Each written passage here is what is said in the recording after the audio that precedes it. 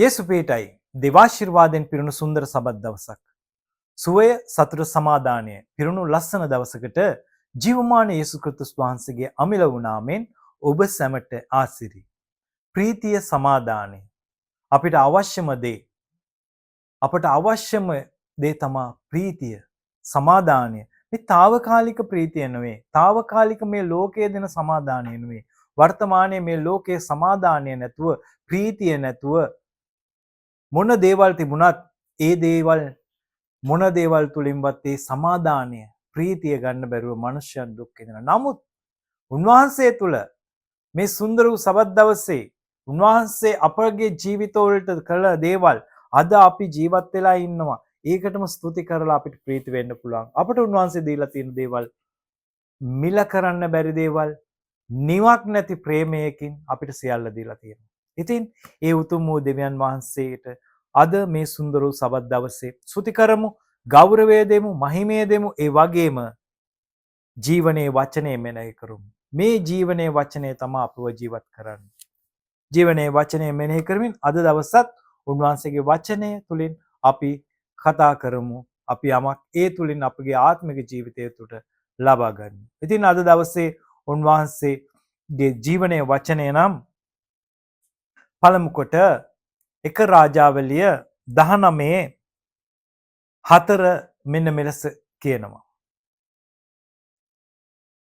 වැඩකාරයෙක් එහි නවත්වාගෙන හැර තමා දවසක ගමනක් කාන්තාරයට ගොස් රොතෙම් ගසක් යට හිඳගෙන තමා මැරෙන ලෙස ඉල්ලමින් ස්වාමින් වහන්සේ ඉතින් ඇත දැන් ස්වාමින් වහන්සේ මාගේ ප්‍රාණය ගත මැනව මක්නිසාද මාගේ පියවරුන්ට වඩා මම උතුම් නොවෙම්වයි කීසේක. ආමේන්. ජීවමාන දෙවියන් වහන්සේ මේ උතුම් වූ ජීවනයේ වචනය තුලින් කතා කරන මටද අසන සියලු දෙනාගේ ජීවිතවලටද කතා කරන මැනව. ආත්මික ගොඩනැගෙන්නට අපිට මේ වචනය තුලින් ජීවන වචනය තුලින් අපිට කතා කරන්න. අපේ ජීවන අපේ මේ ආත්මික ජීවිතයට අවශ්‍ය සියලුම දේවල් ලබා දෙනු මැනව. ස්පර්ශ කරන්න පටන් ගැනීම සිට සුද තුනේ ඔබ වහන්සේම මැදිහත්කම් කරන්න. සියල්ල බාර කර කැප කරනවා. නාසරිය යේසුස් ක්‍රිස්තුස් වහන්සේගේ අතුතුම නාම. ආමේන්. අද දවසේ උන්වහන්සේගේ වචනය කියනවා දැන් මේ කවුද? මේක කියන්නේ කවුද? ඉතින් ඇති මාගේ ප්‍රාණය ගන්න කියලා ඉල්ලනවා. කවුද මේක ඉල්ලන්නේ? එලියා. එලියා කියන්නේ කවුද? එලියා කියන්නේ පුදුමාකාර දේවල් කරපු කෙනෙක්. ඔහුගේ උපත ගැනම කියනවා නම් ඔහු කොහෙන්ද ආවේ? කාගේ කවුද කියලා අපි තවමත් දන්නේ තියෙන්නේ තිස්බියේ එලියා කියලා විතරයි සඳහනක් තියෙන්නේ. ඉතින් ඒ එලියා ගැන අනාගතයේදීත් බලාපොරොත්තු තියාගෙන ඉන්නවා. මෙවැනි පුද්ගලයෙක් දෙවියන් වහන්සේගේ වචනය තුලින් දෙවියන් වහන්සේගේ නාමයෙන් ඔහු කියන්නේ දෙවියන් වහන්සේට සේවය කරන මම. දැන් ඔහු බලන්න ඔහු තව අපි බයිබල් පදයක් කියමු 17:1 1 රාජාවලිය 17:1 තවද ගිලියත්හි විසුවන්ගෙන් එක්කෙනෙක් වූ තිස්බිය එලියා අහබ්ට කතා කොට මා සේවය කරන ඊශ්‍රායල්ගේ දෙවි වූ ස්වාමින් වහන්සේ ජීවමාන බව සැබෑසේම මාගේ වචනය ලෙස මිස මේ අවුරුදු වල පිනිවත් වැස්සවත් නොවසින්නේයයි කීවේය. ස්වාමින් වහන්සේගේ වචනය ඔහු වෙතට පැමිණ මෙතන් පිටත් පූර්ව දිශාවට ගොස් ජෝර්දානයේ ඉදිරිපිට තිබෙන කෙරිත් නම් ඔය ළඟ සැඟවී සිටපන්න. දැන් මේ සිදුවීම බලන්න ඔහු කියනවා ඊශ්‍රායල් දෙවියෝ ස්වාමින් වහන්සේ ජීවමාන සැබෑසේම මාගේ වචනේ ලෙස. කාගේ වචනේ ලෙසද? දෙවියන් වහන්සේගේ වචනේ ලෙස නෙමෙයි කියන්නේ. දෙවියන් වහන්සේගේ ඊශ්‍රායල් දෙවියන් වහන්සේගේ ඉදිරියේ සේවය කරන මාගේ වචනේ ලෙස එලියාගේ වචනේ ලෙස කියලා ඔහු කියන්නේ. පිනිවත් වැස්සවත් වහින්න යන්නේ නැහැ කියලා. එතකොට මේ 17 දී මේ තරම් ආධිපත්‍යයක් ඇතුව මේ තරම් විශ්වාසයෙන් යුතුව කතා කරන මේ එලියා 19 වෙනි පරිච්ඡේදයේ කියනවා ඉතින් ඇති මාගේ ප්‍රාණය ගන්න කියලා. ඇයි ඔහු ඒ තැනට වැටුනේ? ඇයි එහෙම වචනයක් කිව්වේ? හරි ඒකේ උඩ කොටස පොඩ්ඩක් අපි කියමු. 19 වෙනි පරිච්ඡේදයේ මෙන්න මෙහෙම කියනවා. එලියා කළ සියල්ල ඔහු සියලු ප්‍රොපේතවරුන් කඩුවෙන් මැරු බවත් ආහබ් යෙසබෙල්ට දැන්වේය. එවිට යෙසබෙල් මා විසින් හෙට මේ වේලාවට පමණ නුඹේ ප්‍රාණය ඔවුන්ගෙන් එක්කෙනෙකුගේ ප්‍රාණය මෙන් වෙන්නට සැලසුවේ නැත්නම් දෙවිවරු මට එසේමත් ඊට වැඩියත් කෙරෙත්වයි පණිවිඩකාරයෙකු අත එලියාට කියා හැරියේය. අන්න දැන් මෙතන සිදුවීම එලියා ගිනි බස්සනවා. එලියා කියන්නේ එලියාගේ වචනයට ගිනි බස්සනවා දෙවියන් වහන්සේ. එලියා කිව්වොත් ආයේ ඒ දේ වෙනවා. ඒ තරම් ඔහු ආසෙන් ගිනි බස්සපු කෙනෙක්, ප්‍රොපේතවරුන් 400ක් මරපු කෙනෙක්. ඔහු බලවන්ත දේවදාසෙක්. නමුත් මෙතන මේ ගැහණියක් මෙහෙම ඒ එසබෙල් ඇවිල්ලා කිව්වෙත් නෑ වැඩකාරයෙක්ගේ අතේ පණිවිඩය යවනවා අර ප්‍රොපේතවරුන්ගෙන් එක්කෙනෙක්ගේ ප්‍රාණය මෙන් උඹගේ ප්‍රාණය හෙට දවසේදී මම ගන්නවා. බෝ ඒ කියන්නේ කෙටියෙන් කියනවා නම් මම හෙට මරනවා මේ වෙලාවට. ඒ පණිවිඩකාරයා ඇවිල්ලා කියපු එකට බය වෙලා එලියා කියනවා දෙවියන් වහන්සේ ඊතින් නැති දැන් මට. සාමාන්‍යයෙන් ඕනම දෙයක දේව සේවයද අපේ ජීවිතයේද ඇති කියලා කියන්න ඕනේ දෙවියන් වහන්සේ. අපට කියන්න බෑ ඒක. නමුත් මෙතනදී බලන්න එලියා කියන දේ සිද්ධ වෙනවා අනිවාර්යයෙන්. දැන් මෙතනේ හැම දැන් උගත් දේවල් අපිට පැතිකඩ කීපයක් බලන්න තියෙනවා. දෙවියන් වහන්සේගේ දරුව වචන භාවිතා කරනකොට පරිස්සමෙන් භාවිතා කරන්න ඕනේ. ඒ වගේම මෙතන ඔහු ඉල්ලනවා ඊට පස්සේ දෙවියන් වහන්සේ ඔහුට කියනවා දෙදෙනෙක්ව නම් කියලා මේ එලියා මේ උගාවක් පරිච්ඡේදවල නැහැනේ. ඔබ මේ 17 18 19 කියවද්දි තමයි මේ සිදුවීම් ඔක්කොම තියෙන්නේ. මේ පරිච්ඡේද තුනම කියවන්න මම මේ ඔක්කොම බයිබල් පද කියවන්න යන්නේ. මම බයිබලයේ කියවන්න නෙමෙයි ආවේ. ඒකේ සැඟවුණු දේවල් දන්නා දෙයින් නොදක්නා පැතිකඩක් දෙවියන් වහන්සේ හදවතට දැන්නු දේ උන්වහන්සේ උගන්වපු දේ ඔබත් එක්ක බෙදා ගන්නවා. එච්චරයි. ඉතින් ඒ දේ උන්වහන්සේ ඔබට ඔබ කියවනකොට ඊටත් වඩා දේවල් කතා කරම හැමදාම කියනවා වගේ. ඉතින් මේ එලියා මෙතනදී කියනවා මාගේ ප්‍රාණය ගන්න කියලා. ඊට පස්සේ දෙවියන් වහන්සේ මොකද කරන්නේ? දූතයෙක් යවනවා. දූතයෙක් යවලා ඔහුට දැන් මෙතන මොකද කරන්නේ මේ වචනේ ඇහුවට පස්සේ මම ඒ ගැන තවත් කතා කරන්නම් ඉදිරියට. ඇහුවට පස්සේ ඔහුගේ ගෝලයක් තියලා දවසක දුර ගිහිල්ලා ඉවර වෙලා රොතෙම් ගහක් යට නිදා ගන්නවා. එතන ඉඳගෙන ඔහු ඉල්ලනවා ඇති ස්වාමිනේ දැන් ඇති මාව ගන්න. මම මගේ පියවරුන් තරම් හොඳ කෙනෙක් නෙමෙයි මාව ගන්න කියලා. ඉතින් මම ඉස්සෙල්ලා කිව්වා වගේ ඇති කියලා කියන්න ඕනේ දෙවියන් වහන්සේ. ඇති කියලා මෝසෙස්ට දෙවියන් වහන්සේ කිව්වා. ඒ වගේම දානියෙල්ට කිව්වා දානියෙල් දැන් විවේක ගන්න ඇති දෙවියන් වහන්සේ මේ දේවල් කිව්වා. ඒ වගේ දෙවියන් වහන්සේ තමයි කියන්න ඕනේ. පාවුල්තුමා කිව්වා මම ඒ ගමන දිව්වා. මං ඒක අවසන් කරපු බවට. ඒ වගේ අපිට සහතිකයක් තියෙන්න ඕන. අපගේ මරණයවත් අපගේ දේව සේවයත් කිසිම දෙයක් අපි ඇති කියන්න බෑ. උන්වහන්සේ තමයි කියන්න ඕනේ. දැන් අපිට දැන් සමහරු බලන්න වර්තමානයේ තමන් සියදිවි නාහ ගන්නවා. තමන් මොකක් හරි ප්‍රශ්නයක් එක්ක ණය ප්‍රශ්නයක්, පවුලේ ප්‍රශ්නයක්, මොකක් හරි ප්‍රශ්නයක් නිසා ඔවුන් සියදිවි හානි කරගන්නවා. එහෙම දෙයක් කරගන්න අපිට අයිතියක් නැහැ. මේ මොකද අපේ ප්‍රාණය නෙමෙයි, මේවා අපේ දේවල් නෙමෙයි.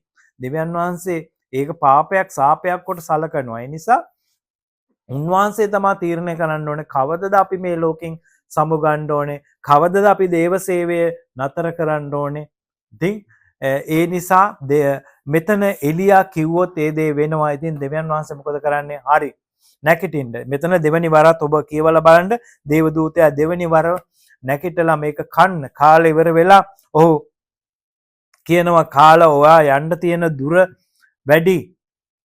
යන්න තියෙන දුර වැඩි. ඔබ මේක කාලා යන්නේ. ඊට පස්සේ දැන් ඉස්සල්ලා ගෝලෙක්ව තියලා ඉවරලා ඔහු එක දවසයි ඔහුට ඇවිදින්න පුළුවන් වුණේ. රොතෙම් ගහක් ගාව ඔහු නැවතුණා. නමුත් මෙතන බලන්න දේවදූතයා දෙවනි වර ඔහුට කතා කර ඔහුට කන්න දුන්නට පස්සේ දූතයා දෙවනි වර ඇවිත් ඔහුට අතගසා ගමන නුඹට දුර වැඩි නිසා නැගිට කාපන්නෑ කීවේය. ඔහු නැගිට කා බී ඒ කෑමේ සවියෙන් දවල් 40ක්ද රෑ 40ක්ද ගොස් දෙවියන් වහන්සේගේ කන්දේ හෝරෙබ් ළඟට පැමුණුණේ. ඔන්න බලන්න. දැන් මිනිස්සෙක්ගේ පිහිට පතාගෙන ඒ කියන්නේ තමන්ගේ ගෝලයාව සිටවලා ආවේ. දැන් මේ ඉසබෙල් කිව්වා මෙහෙම කිව්වා කියලා බය වෙලා. දැන් මේ බය වෙන්න ඕන පුද්ගලයක් නෙමෙයිනේ එලියා කියන්නේ.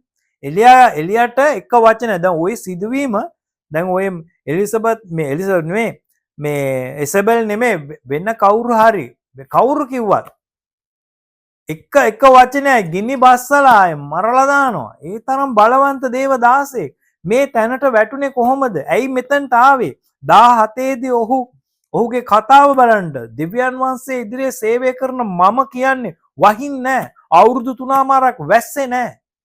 ඉතින් බලන්න. එහෙමත් කෙනෙක් මේ 19 වෙනි පරිච්ඡේදයේ ඇයි එතනට ආවේ? ඇයි එහෙම වුනේ? අපි ඒ ගැන කතා කරමු. ඉතින් මෙතන එසබෙල් කිව්වට පස්සේ මොහු ගිහිල්ලා සැඟවෙනවා. මොහු ගෝලෙක්ව නවත්තලා දවසක දුර යනවා. ඒ මිනිස්සුන්ගේ පිහිට මිනිස්සුන් අපට සවියක් දෙනවා නම් ඒක తాවකාලිකයි සුළු කාලයයි.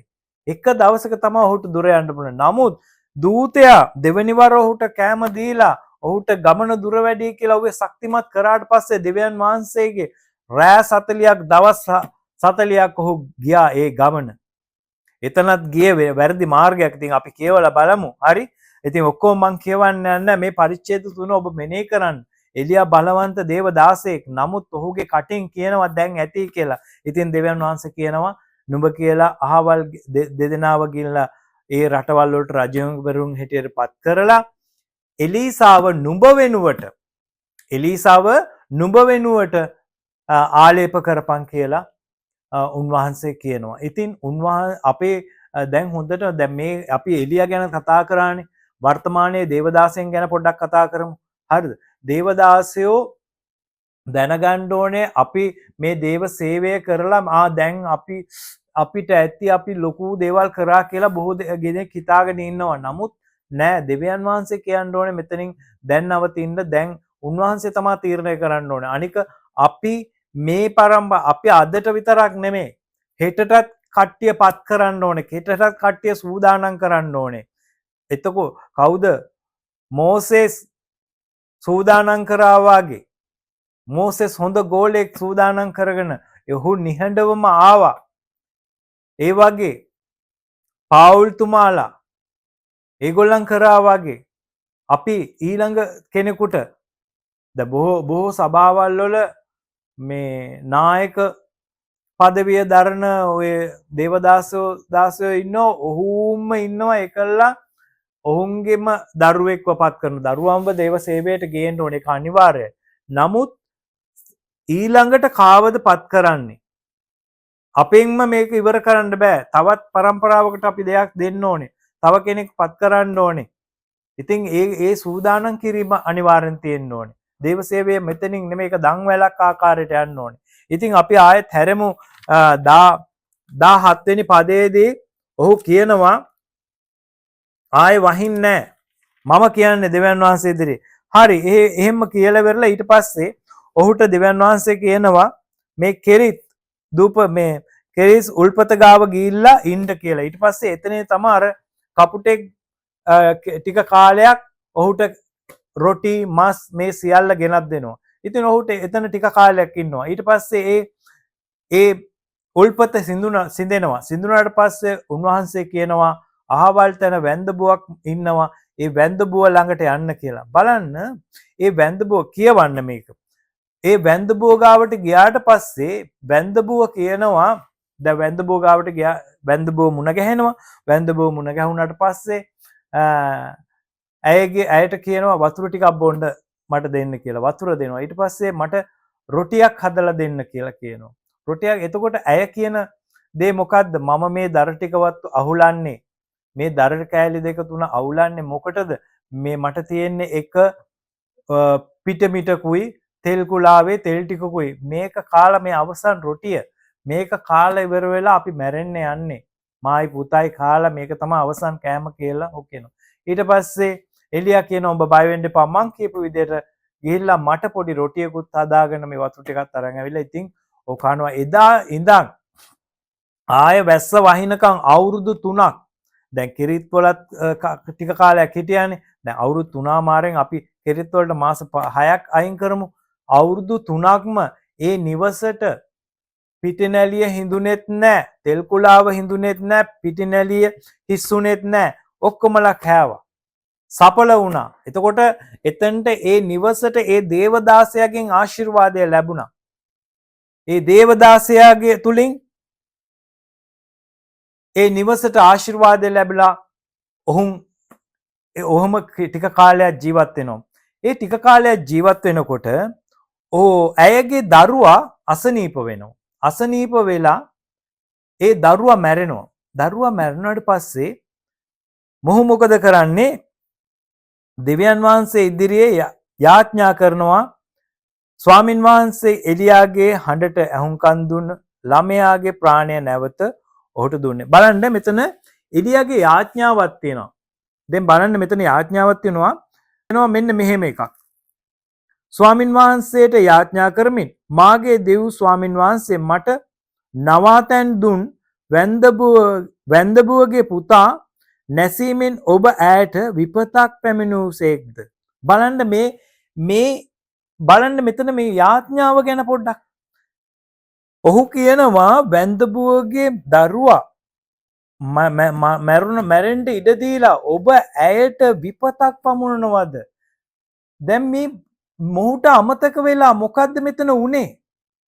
17 මුලේදී 17 දී ඒ කියන්නේ එලියා වැන්දබුවගේ ගෙදරට යනකොටම ඇයගේ පාපය නිසා හෝ මොන යම් දෙයක් නිසා ඇය අන්තිම රොටිය කාලා ඇයයි පුතයි නසින්න හිටියේ. දැන් එලියාට අමතක වෙලා එලියා දෙවියන් වහන්සේ එලියා තුලින් මේ නිවසට ආශිර්වාද කරලා තියෙනවා. මෙතෙක් දුර ඔවුන් කෑවා බීවා. ඒවා අමතක වෙලා. දන්නවද? මෙතන ඒ ස්ත්‍රිය කියනවා මෙතන ඒ ස්ත්‍රිය රත්සන කතාවක් කියනවා. නුඹ ඒ ස්ත්‍රිය පුතාගේ රෝගය තුරු විය ඔහුගේ රෝගය කොපමණ බලවත් වියද යතහොත් ඔහු තුල හුස්ම නැති විය. එවිට එලියට කතා කොට දෙවියන් වහන්සේගේ මනුෂ්‍ය ඔබගෙන් මට කම මොකක්ද? මාගේ පාපය සිහි කරන්නටත් මාගේ පුත්‍රයා මරන්නටත් මා ළඟට ආසෙක් දැයි එලියාට කිව්වේ. දැන් බලන්න මෙතන මේ 18 වෙනි පදේ පොඩ්ඩක් කියවලා බලන්න. ඇය කියනවා අපේ පාපය සිහි කරන්නත් මගේ පුත්‍රයාව මරා ගන්නටද මෙතනට ආවේ කියලා. දැන් මේ වැන්දබුවට අමතක වෙලා මේගොල්ලන් එක මේ පිටි නැලියකුයි තෙල් ටිකකුයි තිබුණේ ඒක කාලා මැරෙන්න ගිය මේ පවුල මේ එලියා හින්දා තමයි මෙතන ආශිර්වාද ලැබලා මෙච්චර කල් ඔහු කන්නේ බොන්නේ. නමුත් ඒක අමතක වෙලා. ඒකට හේතුව මොකක්ද දන්නවද? දැන් මේකට හේතුව දැන් එලියා ඒ ගෙදර අවුරුදු 3ක් විතර ඉන්නවානේ. දැන් ඒක නිකන් අර සාමාන්‍යයෙන් දෙයක් වෙලා ඒ නිවසට. අර එලියා කියන චරිතයේ ඒ තිබෙන ඒ ප්‍රෞಢත්වය ඔහුගේ තියෙන ඒ බලය ගැන ඒ දේවදාසයත් මේ ආලේපය ගැන ඉව ඔක්කොම අමතක කරලා සාමාන්‍යයෙන් දෙයක් වෙලා.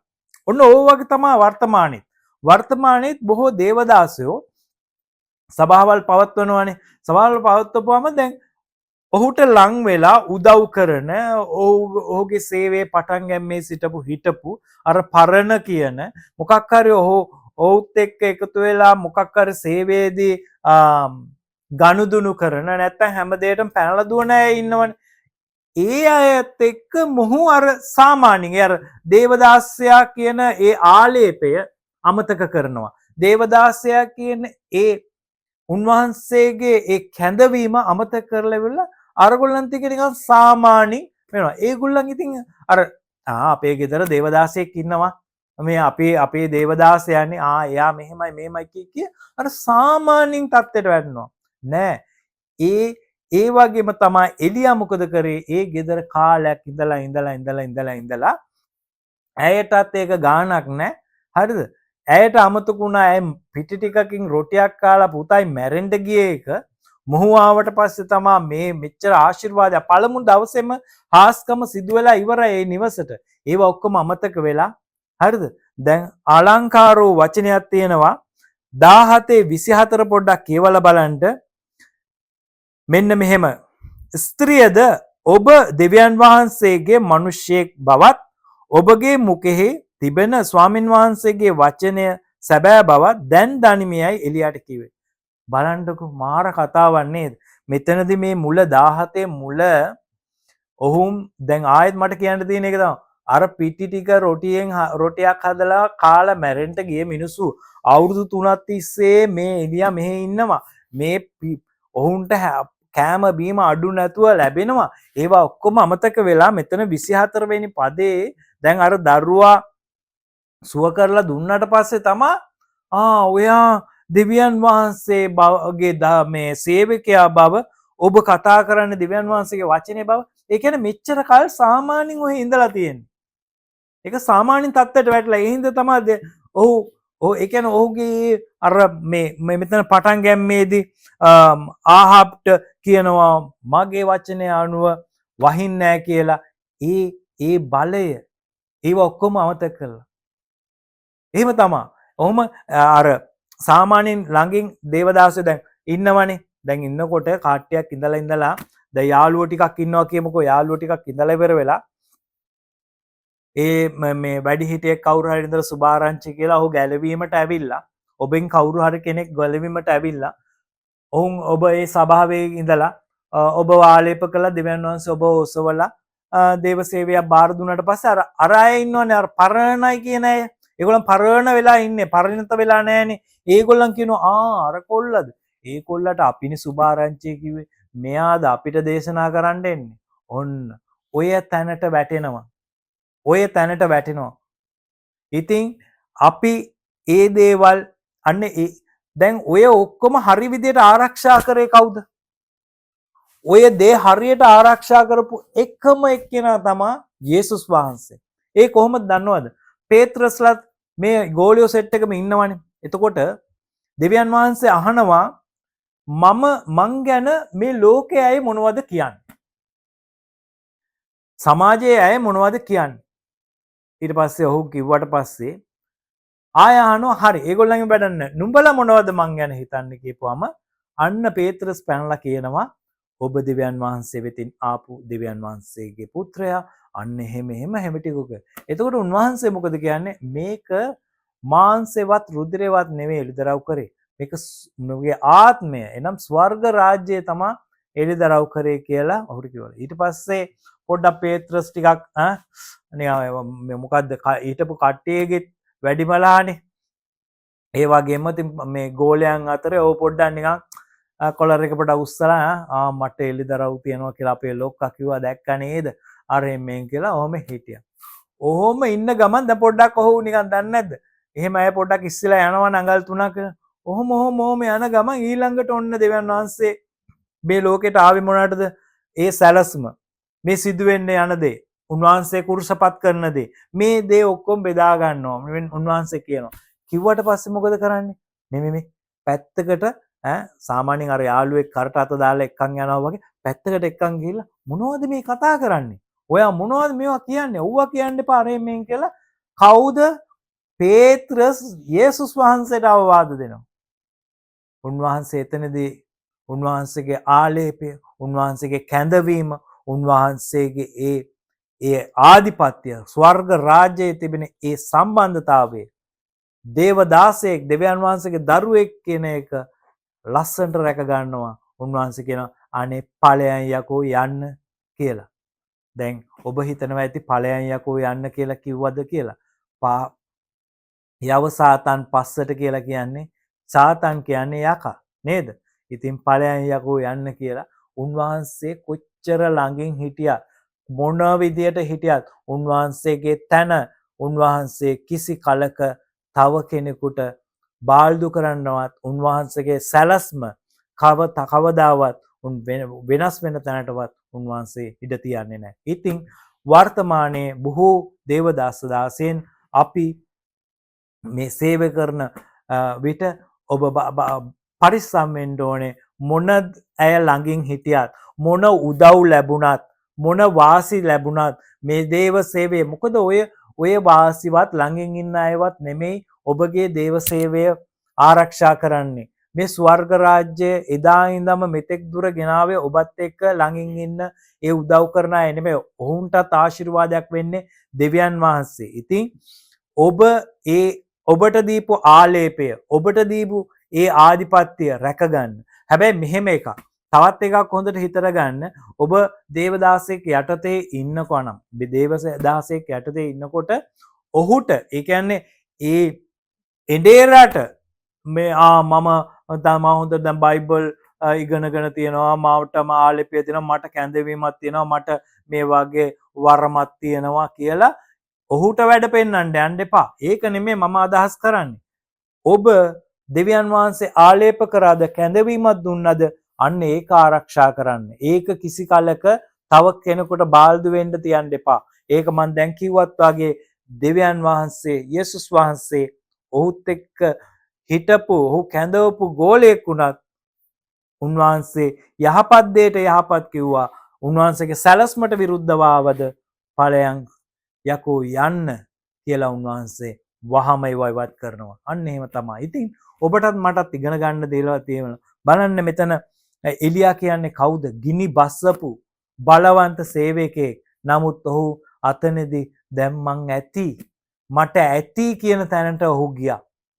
ඔහුට ඇති වුණා. කවුද මේ අර ඉසබෙල් ගෝලෙක් ගියාතේ පණිවිඩ, වැඩකාරයෙක් ගියාතේ පණිවිඩය යවන්නේ.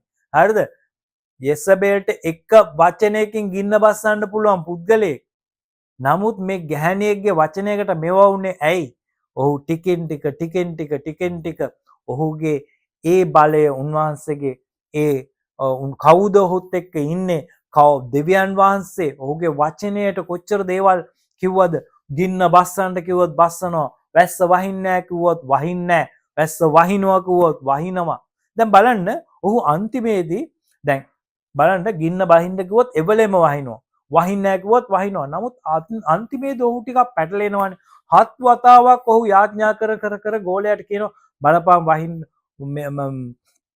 මොකද්ද වලාකුලක්වත් තියනවද, වහින ලකුණක්වත් තියනවද කියලා 7 පාරක්. ඔය 7 පාරක් මේ දඟලන්න ඕනේ නැහැ. එක පාරෙන් ඔහු ඒ තැනට, ඒ කියන්නේ ඔහුට අමතක වුණා, අර මුල අමතක වුණා, ඔහුට දුන්නු ඒ බලය අමතක වෙලා නොවුණා. නමුත් දෙවියන් වහන්සේ ඔහුව කවදාවත් අන්තිමට බලන්න යෙසබෙල් කිව්වේ මම උඹගේ බෙල්ල ගන්නවා, උඹ මරනවා කියන වචනේනේ කිව්වේ. නමුත් ඒ මරනවා කියපු යෙසබෙල් මැරුණා. එලියා අද වෙනකම් මැරුන්නේ නැහැ. දෙවියන් වහන්සේ පණ පිටින්ම ගත්තා. ඉතින් ඔබටත් මටත් ඔබගේ සේවයටත් නැත්නම් ඔබගේ ඇදහිල්ලට, ඔබගේ ආත්මික ගමනට, ඔබේ ජීවිතයට එරෙහිව මිනිස්සු එයි.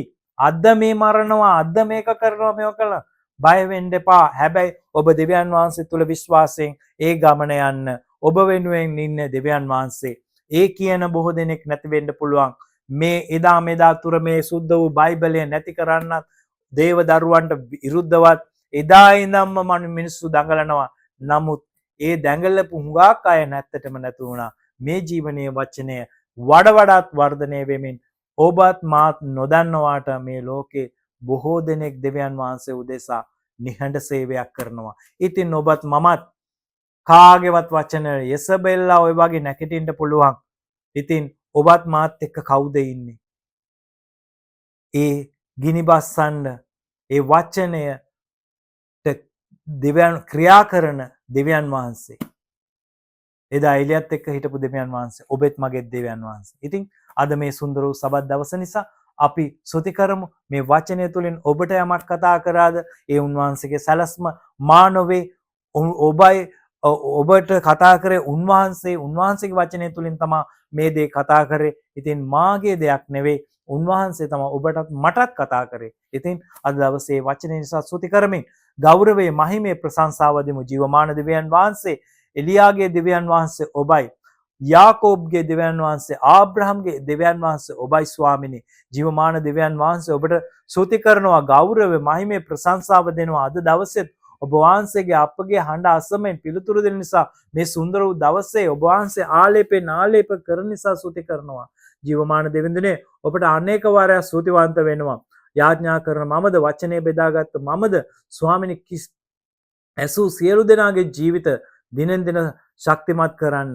ස්වාමිනේ ඔබගේ නාමය ඔබගේ මේ උතුම් වූ සේවය සුභාරංචිය ලෝක වටේ ගෙන යන්න අපට ඒ ශක්තිය ආලේපය අභිෂේකය නොඅඩුව දෙනවා ස්වාමිනේ.